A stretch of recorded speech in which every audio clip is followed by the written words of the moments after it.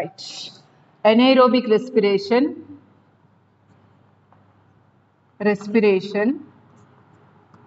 in humans.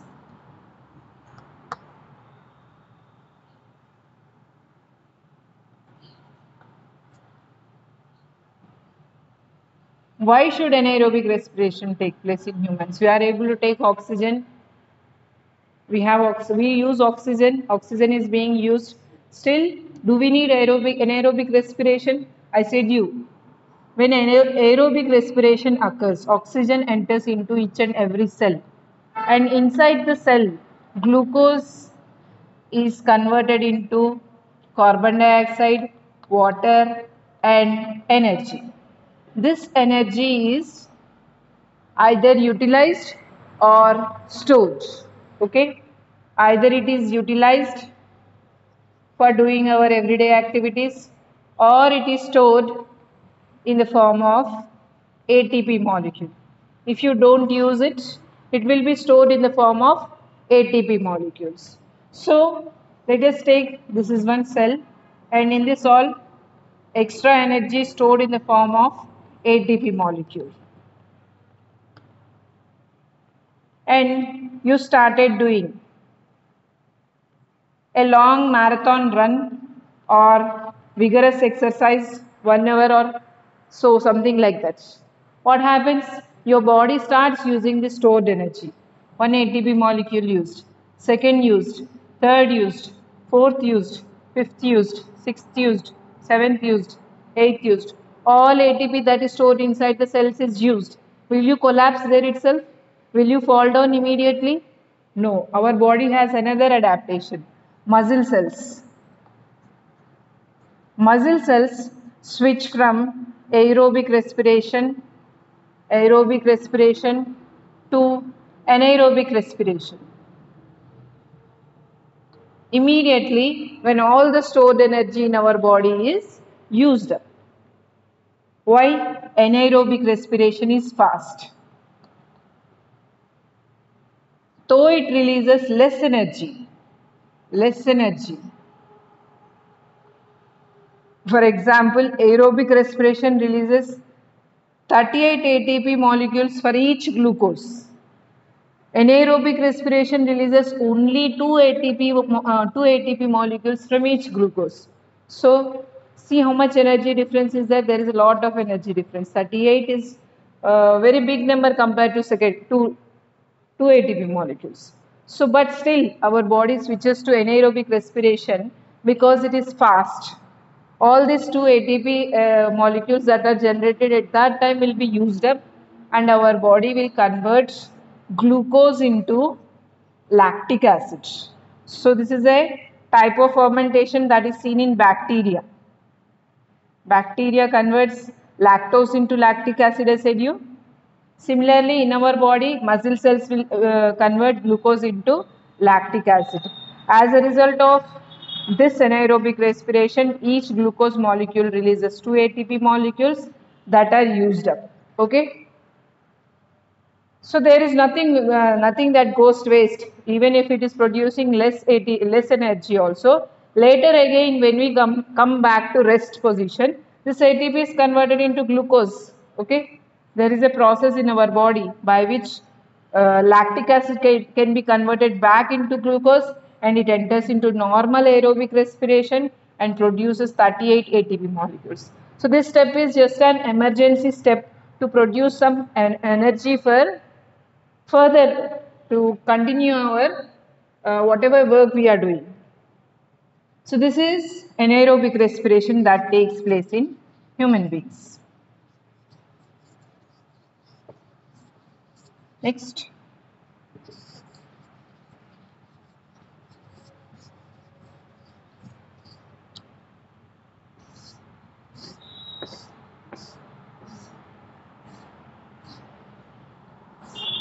Breathing. How do we, you need not breathe forcefully. Just feel the air that is coming out of your nose. Okay? Whenever you feel that warm breath coming out, you count it as 1.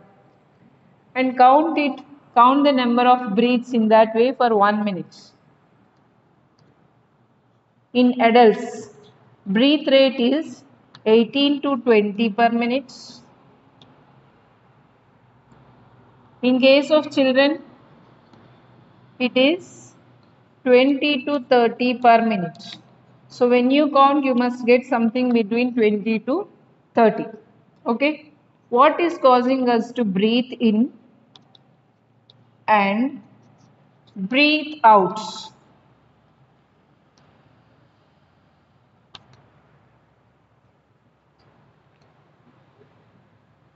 There are two muscles in our body that cause breathing in and breathing out. These are our lungs. Just below lungs, there is a dome-shaped muscular structure. This dome-shaped muscular structure is called as diaphragm. Diaphragm is a dome-shaped muscular structure.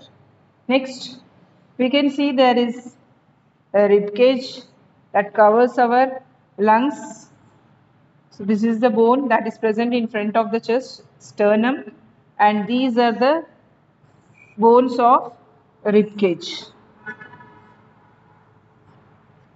In between the rib cage, bones of rib cage, you can see there is some muscle. So this muscle that is present in between this rib cage is called as intercostal muscles. They are called as intercostal muscles.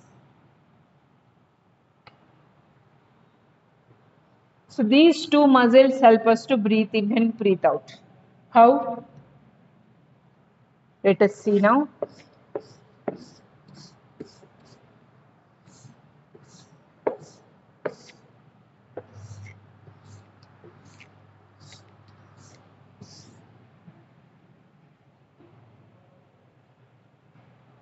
So I'll draw a sideways diagram. This is our rib cage. Sorry, this is our spinal cord.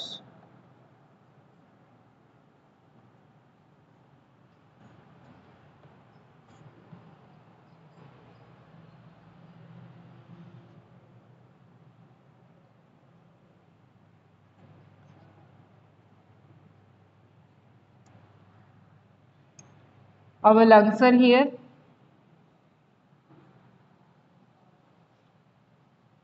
Below this, we have a dome-shaped structure called diaphragm. And in front, this is our rib cage. In between rib cage, we have intercostal muscles.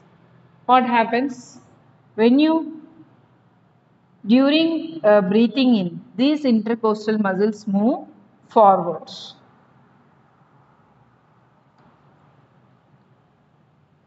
The dome-shaped diaphragm, it gets a little flattened like this.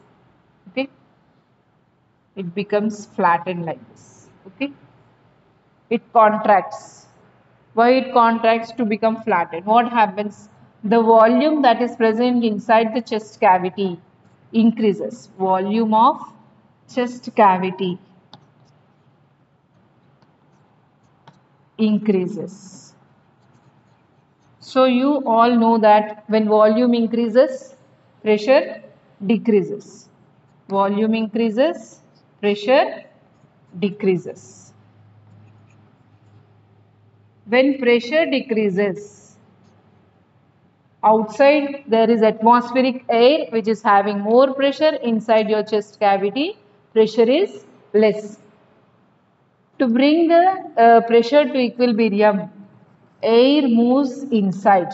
Outside atmospheric air will move into your lungs. Okay. The same you can understand in case of breathe out also. In case of breathing out, first intercostal muscles move backward. This will move backward. Dome shaped diaphragm will go back to its original position. Volume decreases, pressure increases. Pressure increases, air is pushed outside. When pressure increases outside, the air is of less pressure compared to what is present inside the chest cavity. Air moves outside. Okay. So what happens first when you feel the what do you say, chest cavity also? If you are breathing in, your chest is raising. If you are breathing out, your chest is going back. So that is reverse. When chest raises, then you breathe. When chest goes back, you are breathing out. Okay.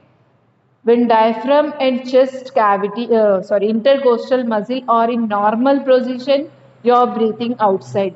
When the intercostal muscles move forward and diaphragm moves downward, then what happens? You are breathing inside. You can even test this by a simple, very simple experiment. You can use anything that is available at your home.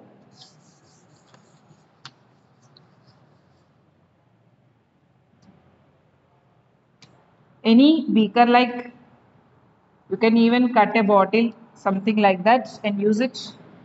A very simple experiment. You need 3 balloons for this, 2 straws,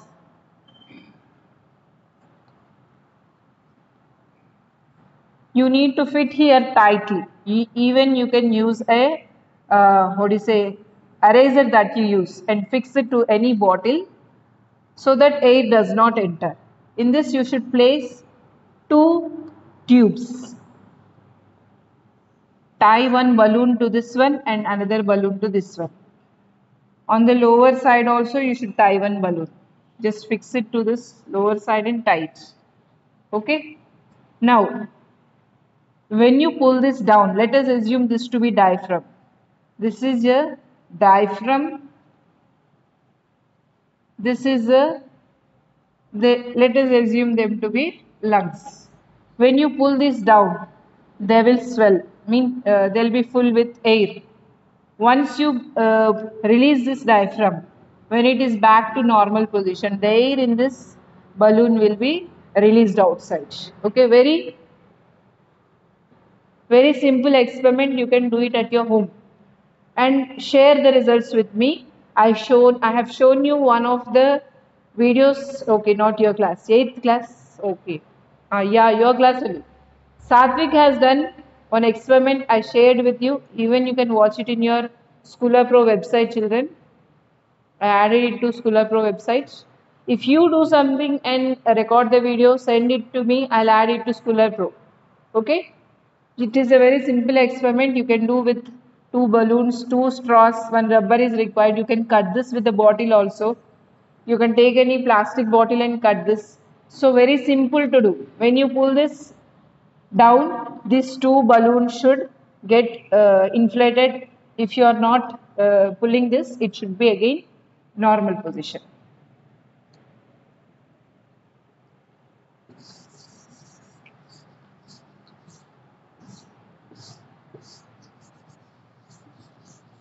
How can you check whether what you breathe out is having carbon dioxide or not?